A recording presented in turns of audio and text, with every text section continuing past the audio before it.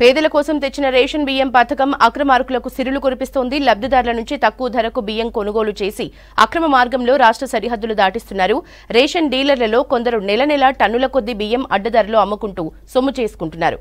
Rice millers కి ఇది వరంగా మారింది. కరీంనగర్ జిల్లాలో పేదల కోసం తెచ్చిన బియ్యం పథకం అక్రమార్కుల జేబులు నింపుతున్నాయి. జిల్లాలో నిత్యం ఎక్కడో ఒక చోట పీడీఎస్ బియ్యం పట్టుబడుతూనే ఉన్నా అక్రమ వ్యాపారులు మాత్రం తమ దందా ఆపడం లేదు. జిల్లాలో లెక్కకు మించిన మిల్లుల్లోకి వస్తున్న రేషన్ బియ్యాన్ని కొందరు అడ్డదారుల్లో రాష్ట్ర సరిహద్దులు దాటిస్తున్నారు. ధాన్యం కొనుగోలు కేంద్రాల నుంచి కొనుగోలు చేసిన వడ్లను ప్రభుత్వం మిల్లర్లకు అందించి బియ్యంగా మార్చిన తరువాత తిరిగి పౌర సరఫరాల శాఖకు అప్పగించే విధానం ఎప్పటినుంచో కొనసాగుతోంది. దీన్ని కస్టమ్ మిల్లింగ్ రైస్ అంటారు. కస్టమ్ మిల్లింగ్ బియ్యాన్ని చాలా మంది రైస్ మిల్లర్లు పూర్తి స్థాయిలో సివిల్ సప్లై శాఖకు అప్పగించలేదు. ఇలాంటి వారంతా రేషన్ బియ్యం సేకరించి అదే బియ్యాన్ని ప్రభుత్వానికి అప్పగించేందుకు అడ్డదారులు తొక్కుతున్నారు. నిరుపేదలకు తెల్ల రేషన్ కార్డుపై అందజేసే బియ్యం పెద్ద ఎత్తున లబ్ధిదారులకు అందకుండానే నేరుగా రేషన్ షాపుల నుంచి రైస్ మిల్లులకో లేదంటే లారీల్లో పక్క రాష్ట్రాలకో చేరుతోంది. రేషన్ డీలర్ల నుంచి మధ్య దళారులు రహస్యంగా బియ్యాన్ని సేకరించి లారీల్లో లోడ్ చేసి సరిహద్దులు దాటిస్తున్నారు. కొందరు డీలర్లు నేరుగా మిల్లుకే తరలిస్తున్నారు. కరీంనగర్ రూరల్ మండలం గోపాల్పూర్ కి చెందిన బెజ్జంకి అంజయ్య అనే రేషన్ డీలర్ ప్రజలకు పంపిణీ చేసేందుకు వచ్చిన బియ్యాన్ని నేరుగా ట్రాలీలో దుర్సేడు గ్రామంలోని శ్రీ వెంకటేశ్వర మినీ రైస్ మిల్లుకు తరలించాడు. 810 బస్తాలు అంటే 400 క్వింటాళ్ల బియ్యం రైసు మిల్లుకు చేరుకోగానే పోలీసులు, సివిల్ సప్లై అధికారులు వలపన్ని పట్టుకున్నారు.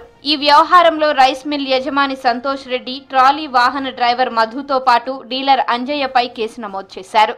సివిల్ సప్లై శాఖ ముద్రతోనే ఉన్న సంచుల్లో నేరుగా మిల్లుకు బియ్యం రావడం ఇప్పుడు సంచలనంగా మారింది. రేషన్ బియ్యం అక్రమ దందా విచ్చలవిడిగా జరుగుతుంది. 3 పువ్వులు 6 కాయలుగా కాస్తున్నది. దీన్ని పర్యవేక్షించాల్సిన అధికారులు నిమ్మకు నీరెత్తినట్టు వ్యవహరిస్తున్నారు. ఒకసారి పట్టుకుంటున్నారు, లేదో నామనార్థం కేసు పెడుతున్నారు, మళ్ళీ వదిలేస్తున్నారు.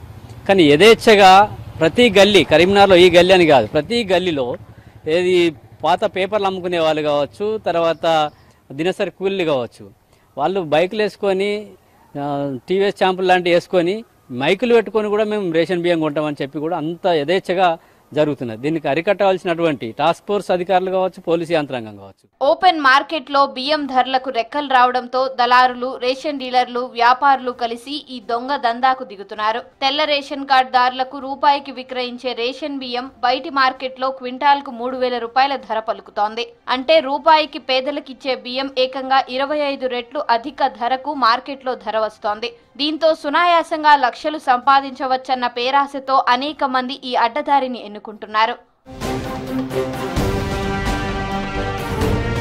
అక్రమ దందాను అరికట్టేందుకు గత ప్రభుత్వం ఈ పోస్ విధానం, ఐరిస్ విధానం అమల్లోకి తెచ్చినా ఫలితం లేకుండా పోతోంది. లబ్ధిదారుల కుటుంబ సభ్యులు మాత్రమే రేషన్ దుకాణానికి వచ్చి బియ్యం తీసుకునే ఈ విధానం ఉపయోగపడుతున్నప్పటికీ కొంతమంది రేషన్ డీలర్లు బియ్యం అవసరం లేని వారితో ఐరిస్ తీసుకొని బియ్యం ఇవ్వకుండా మేనేజ్ చేసుకుంటున్నారు. ఇలా చాలా మంది రేషన్ డీలర్లు మిగిలిపోయిన బియ్యాన్ని నల్ల బజారుకు తరలించి సొమ్ము చేసుకుంటున్నట్లు గతంలో అనేక సార్లు రుజువైంది. ఒక వ్యాపారి, ఈ చిరు వ్యాపారస్తులు వీళ్ళందరూ దినసరి కూలీలను ఒక ఎరగా వేసి బడా వ్యాపారులు దీన్ని ఇంకా పెద్ద ఎత్తున వ్యాపారం చేస్తూ ఉన్నారు. దీన్ని ఇతర రాష్ట్రాలకు కూడా పంపిణీ చేస్తూ ఉన్నారు. అంతేకాదు లారీలు రేషన్ షాపుల నుంచి కూడా కమిషన్ బేసిక్గా కూడా తరలిస్తున్నారు.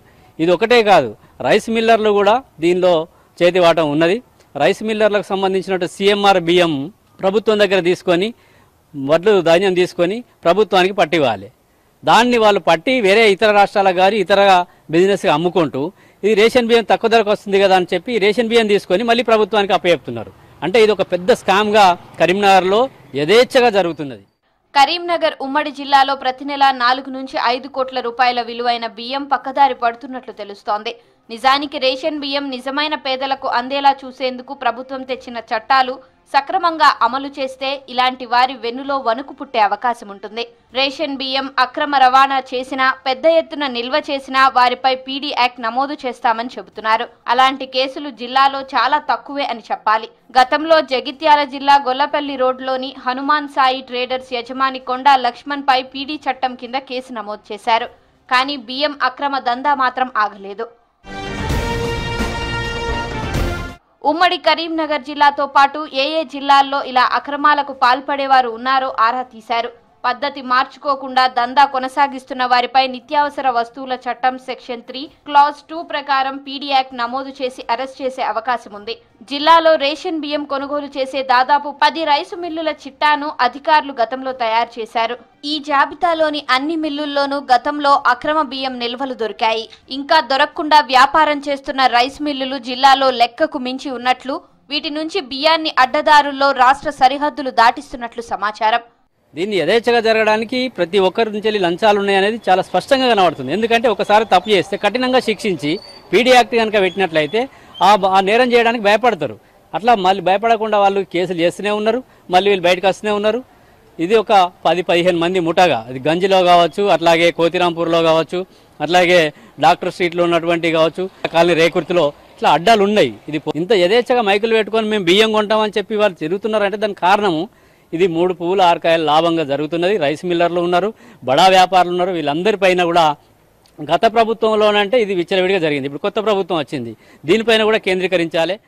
రేషన్ సరుకుల రవాణాను అడ్డుకునేందుకు ప్రత్యేక చర్యలు తీసుకోవాలని జనం కోరుతున్నారు. జిల్లా వ్యాప్తంగా రేషన్ దుకాణాలపై నిఘా వేసి సరుకుల పంపిణీ తీరుపై ఎప్పటికప్పుడు పర్యవేక్షణ చేస్తే అక్రమాలకు అడ్డుకట్ట వేసే వీలుంది. ఈ దిశగా అధికారులు పటిష్టమైన వ్యవస్థ రూపొందించాలని ప్రజలు కోరుతున్నారు.